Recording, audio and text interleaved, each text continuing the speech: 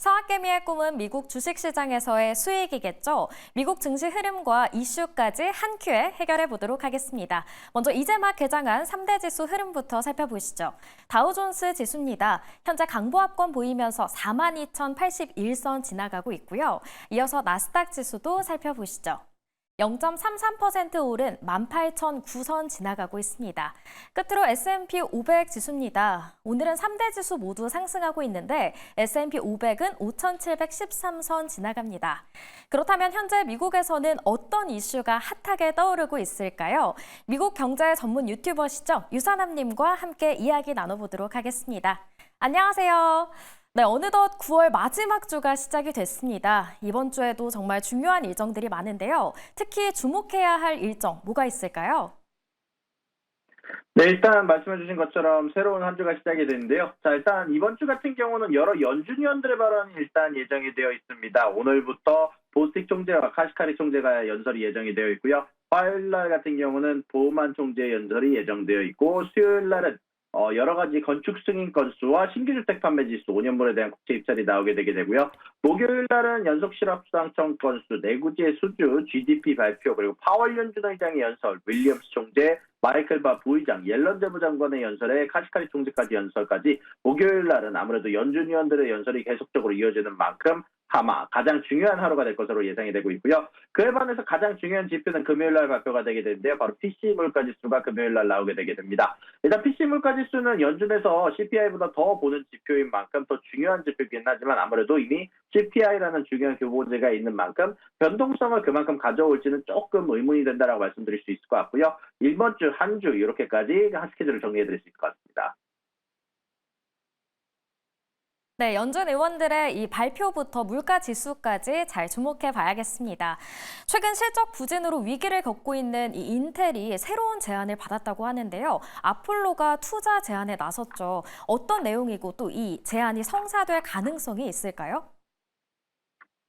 네, 현재 퀄컴 같은 경우는 현재 인텔 같은 경우는 퀄컴에 의해서 인수 제안을 받았다라는 소식이 사실 저번 주 금요일부터 전달이 되긴 했는데요. 일단 이런 부분들에 대해서 인수 제안이 성사될 가능성 자체는 높지 않다라는 이야기가 많이 나오고 있습니다. 사실상 실현 가능한 시나리오는 아니고 아마 이게 전체적으로 정보가 센 계기 자체도 퀄컴 쪽에서 이 정보를 냈다라는 얘기가 많은데, 일단 그 안에서 아폴로 쪽에서 현재 인텔이 만약에 자금이 필요하다면 수조 원에 해당하는 자금을 원조해 줄 수 있다라는 얘기를 발표를 했습니다. 인텔 쪽에서 만약에 지금 당장 인수의 방향이 아니라 필요하다면 채권의 방향으로, 돈을 빌리는 방향으로, 투자의 방향성으로 아마 인텔이 받을 수 있다는 얘기가 나왔는데요. 일단 이런 부분들 관련해서 아폴로가 이렇게 수조 원에 해당하는 돈을 투자를 할 수 있다는 건 인텔이 건강하고 앞으로 다시 또 정상적으로 원상복귀할 수 있다는 믿음이 있기 때문이다라는 얘기가 뉴스로 나오게 되게 되면서 오늘 인텔의 주가 사실 장점부터 크게 오르고 있다는 소식까지 전달해 드릴 수 있을 것 같습니다.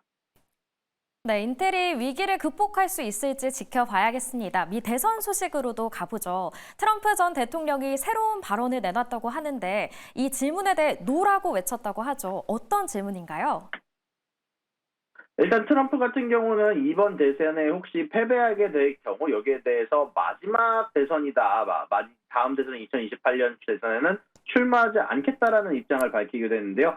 일단 이런 부분들은 사실상 트럼프가 자신이 가지고 있는 현재의 위치에 대해서 이번 대선에서 무조건 당선이 되겠다라는 위치를 표명한 것으로 보이고요. 이런 부분들은 미국의 TV 뉴스에서 발표를 했다라는 소식까지 전달이 되기도 했습니다. 네, 트럼프 대통령의 마지막 도전이 성공으로 이어질 수 있을지 지켜봐야겠습니다. 이어서 중국 인민은행이 14일물 금리를 내렸다고 하는데요. 이 역레포를 이용하는 이유가 무엇일까요? 네, 일단 이 영래포 같은 경우는요, 사실상 저번 주 목요일 기준으로 사실 금리를 동결을 했다라는, 대출도 금리를 동결을 했다라는 발표 이후에 나온 발표다 보니까 이런 부분들에 대해서 사실 의외다라는 이야기가 많이 나오고 있습니다. 일단 간단하게 얘기하면 이 14일 영래포의 금리 인하 자체는 사실상 큰 뉴스가 아니지만 일단 이런 부분들이 사실상 내일 기준으로 중요한 발표를 한다라고 이야기가 나오고 난 이후에 금리 인하다 보니까 앞으로 미국의 연준의 금리 인하에 이어서 중국도 추가 금리 인하를 할 가능성이 대두가 되고 있습니다. 특히 이런 부분들은 중국이 2024년 연간 경제 성장률 목표인 5%에 도달하지 못할 거다라는 가능성이 애널리스트 사이에서 제기가 되는 가운데 나오고 있고, 또한 이런 부분들 관련해서 현재 경제 당국의 담당자들이 다 같이 모여 있는 상태다 보니까 아무래도 중국의 인민은행이 추가로 중기대출 설비에 대한 금리 인하를 단행할 가능성이 나오고 있고요.